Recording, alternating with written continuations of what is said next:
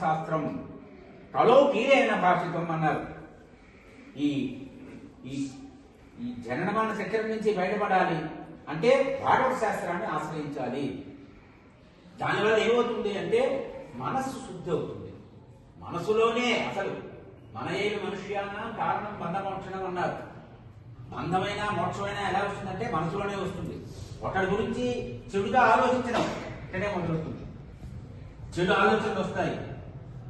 ఒకరిని మోసం చేయాలి, ఒకరిని తిట్టాలి, ఒకరితో గొడవ పడాలి, ఒకరితో ఇబ్బంది పడాలి.